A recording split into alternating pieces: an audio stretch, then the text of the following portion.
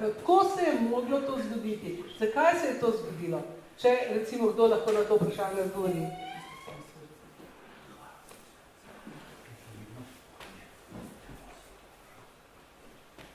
Ne, ga ni junaka. Prosim, izvolite. Gospod Drvenšek, izvolite. Zdaj, govorimo vaš čas o tem, da je bil pionir. Pomeni nekdo, ki je bil, kot bi rekel, kolega Galc. Galc in pač tem, kot je dobiš neko spino. Najlažje biti povprečen, se skriti med množico in imeti zelo povprečna mnenja. Se pravi, to zagotavlja preživetje. In pač, jaz mislim, da je v tej družbi to želja biti povprečen, nadpovprečen.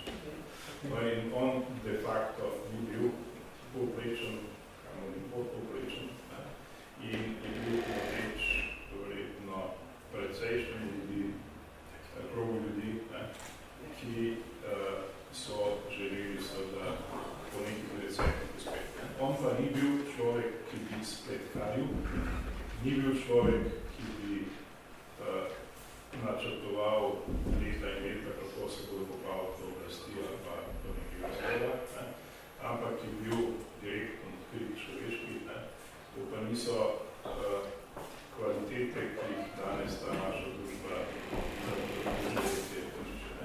Jaz sem to enako radikalno povedal, da sem izval koga, sem to primenil. Gospod Grims, narod Gribavičev. Če lahko samo malo drugače to osvetlim, to je pri volilnih sistemih in volilni teoriji to je mehno drugače. Če spustimo, a se mi sliši? Ne.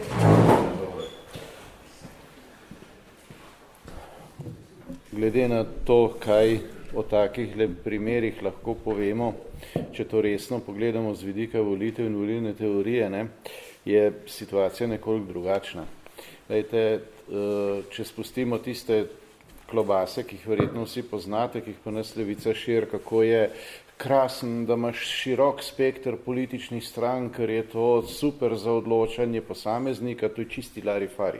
Kaj pravi v resnici volilna teorija resnih ljudi, ki se s tem ukvarjajo dolga leta znanstveno? Pravijo, da odločitev posameznika, ko gre na volitve, je vedno ambivalentna. Kaj to pomeni? Vsak med nami, pa sami pri sebi premislite, boste videli, da je res tako. Ko gre na volitve, se na tihem odloča med dvema odločitvama. Nečem, kar želi in nečem, kar ne želi. In vprašanje je samo, kaj on osebno zazna kot ti dve alternativi. In ko je šlo za prelom s prejšnjim režimom, kako so se odločali ljudje? Odločali so se med tem, kar niso več želeli, to je bil prejšnji sistem, in nečem, kar so želeli, kar so si predstavljali kot nekaj boljšega, novega, drugačnega, tisto, kar je uresničitev njihovih interesov, želja, sanj. In te volitve so se dogajale žal ravno v tistem nesrečnem letu 92.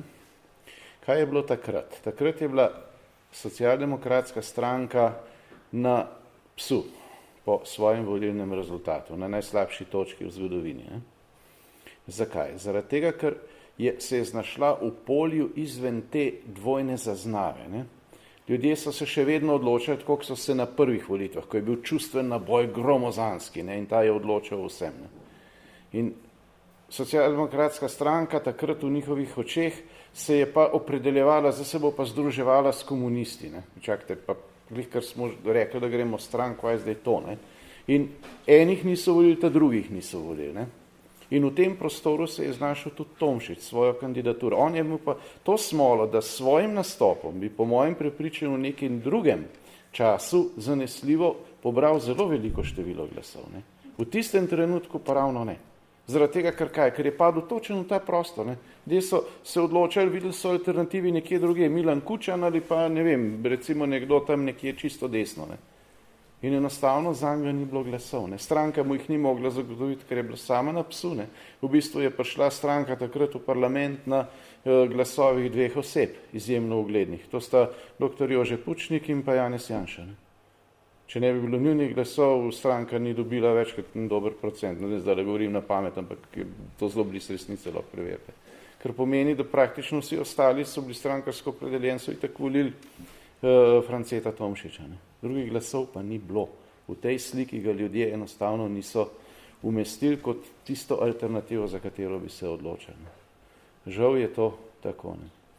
In z tega vidika dovolite, da samo en stavek rečem za zaključek, pa sem prepričan, da ga izgovorim lahko v imenu vseh, smo danes tukaj. Tisti čas, ko se je gradilo Slovenijo, je bil čas, ko so bile v ospredju vrednote, ko je šlo za stvar. Ne. In ti ljudje so imeli ogromno moralno moč, tudi če je niso uspeli uresničiti kot recimo France na volitvah za predsednika. In verjemite, ob vsem, o čemer smo priča danes, bi te ljudi še kako potrebovali. Hvala. Gospod Čul, bi vi še? Jaz bi za men stavek. Vse to, kar je bil, se je bil res. Plus tega, dobro se spomnim soočenja na televiziji predsedničnih kandidatov. Logike se mi zdi 5 ali 6. In takrat od tiste kandidatov, jaz to rekel, vsi so bili taki zmerni, vsi so nekaj filozofirali, flancali, Tomšič je pa jasno glasno povedal, kaj je treba narediti in kako je treba narediti, kako do tega pride. In so se ljudje, tradicionalno slovenčki, jaz rečem, kar najbolj tako je bilo, in so rekli, da se ta človek bo, da smo pa še vojno spravil. Tako je bilo to in zato je to bil malo glasov. Ne glede na to, ali bi on v socialdemokratih ali bi bil, ne vem komu. Premočrtnost človeka slovenčki nočejo. V tistem trenutku pa sploh ne. To je bilo to, po moje pojme, za moje pojme. Samo posebno mislim. No, hvala, se mi zdi to zanimivo, ker ste povedali, nekako to osvetljuje. Nekako je to odgovor na te moje dileme, mene je to vse skozi čudilo, ampak dejansko pa človek ne pozna, ali pa moj spomin ne seže več tako daleč v podrobnosti, da bi recimo to lahko vedela. Zdaj seveda smo, prosim, izvolite, gospod gospod Majnik, Adam jaz, ste sem prišli? No pa nekratko.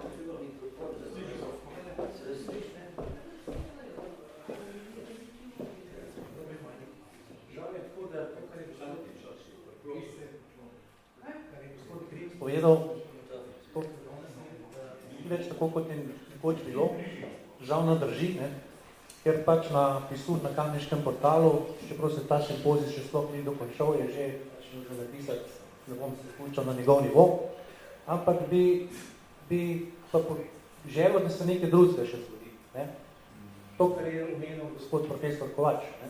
Da se ta simpozij nagradi z dnevi Franceta Tomšiča, da se poskuša njegova ideja, ki je bila poštena, res iz srca, da se proba vnesti v našo družbo. Ne pa, da bomo pač brali to, kar piše na žalost še v točki svojih hvala.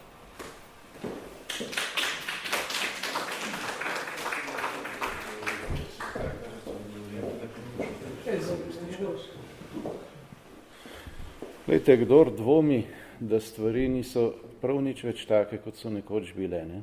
Vprašajte se, kaj danes počne levica. Ne?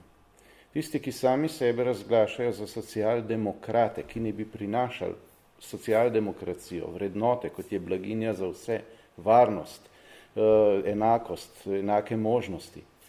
Kaj tisti počnejo? Uvažajo gore islamskih migrantov, s tem uničujejo varnost, s tem uničujejo, znižujejo ceno delovne sile, s tem denar, ki bi bil namenjen za socialno državo, preusmerjajo na te migrante in ga zmanjkuje z socialo ljudi v Sloveniji in dejansko so tisti, ki sebe danes razglašajo za socialdemokracijo, garant za to, da se socialdemokracija v okviru svojih izvornih vrednot, tistega, kar je nekoč bila, sploh ne more več uresničiti. In zato pravim, nič več ni tako, kot je bilo. Gospod Kovače, potem bomo pa zaključili razpravo. Zadnji. Samo glede tega mogoče zadnjega, ne? Ker moja sosedna vas je Krtina, mi smo tle z kamniških koncov, ker vemo, kaj so gore. Hotel bi povedati, da to, kar je zdaj gospod Grimc na koncu povedal, jaz te gore migrantov v Sloveniji ne videl.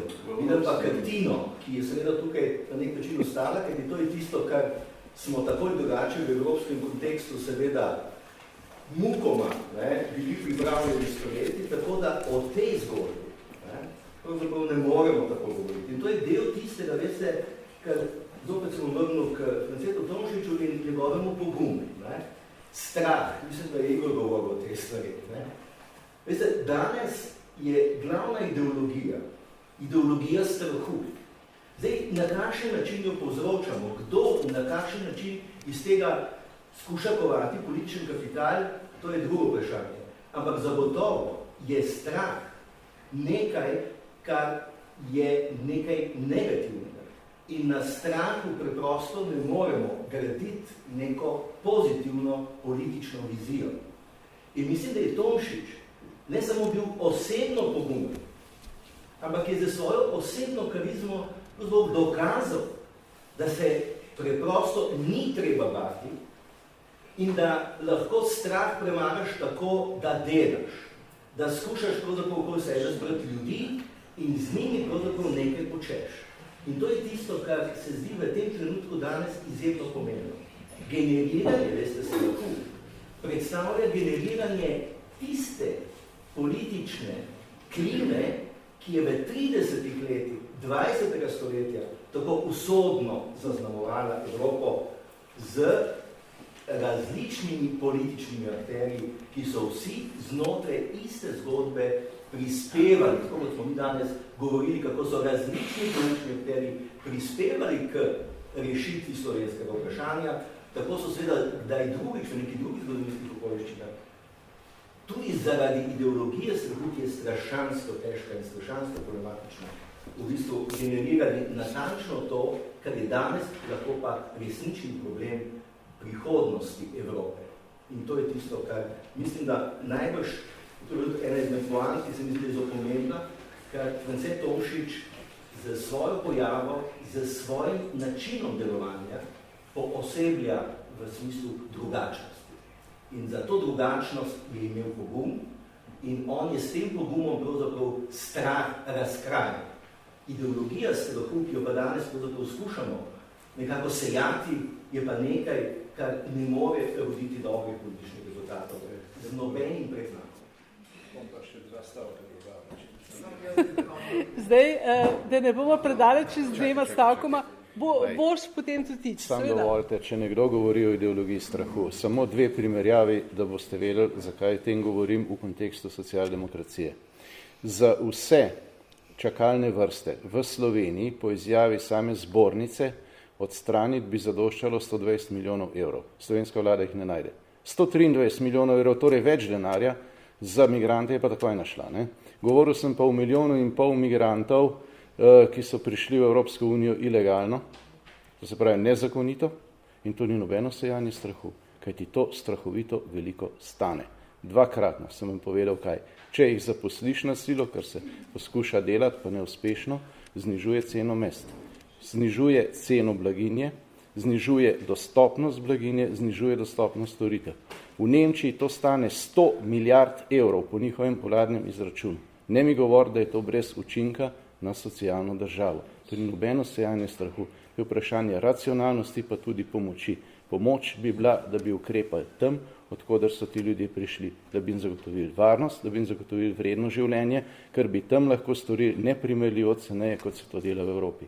Sedaj se v Evropi uničuje tisto, ker je bila nekoč vrednota socialne države, ne? Po drugi strani se ljudi ogroža. Kdor noče to videti, obstaja nekaj dobrih optikov v Sloveniji, jaz vam lahko nekatere priporočim. To ni vprašanje, gospod Denis. To je dejstvo. Samo evropska politika je tista, ki je danes nesposobna rešiti ta vprašanje.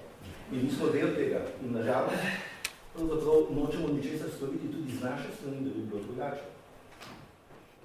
Še gospod Leon, ampak potem nihče več razen gospoda Hančiča, ki bo nekaj zaključkov iz teh naših razprav povedal. Prosim, če sem... Očitno, da je v Nemčiji res strah person, ker Merkelova po moje končala svojo politično kariero. Hvala. To se pravi, zdaj pustimo to zunanje okolje, ki v času Franceta Tomšiča še ni bilo tako, je bilo drugačno, zdaj je vse drugače, kot pravite. Ne? Prosim, Damjan, če lahko prideš, dr. Damjan Hančič, če lahko prideš, pa nam poveš nekaj zaključkov. S tem pravzaprav zaključujemo to naše druženje. Zaključili ga bomo takole, da bo gospod Damjan Hančič povedal nekaj zaključkov, zlasti na podlagi povzetkov, pa seveda tudi predavanj.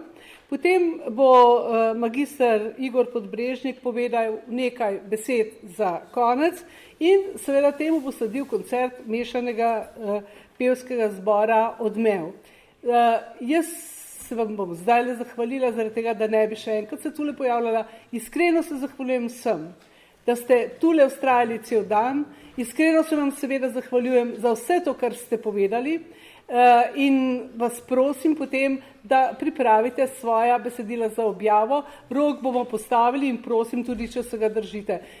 Naslednje leto res bomo objavili knjigo.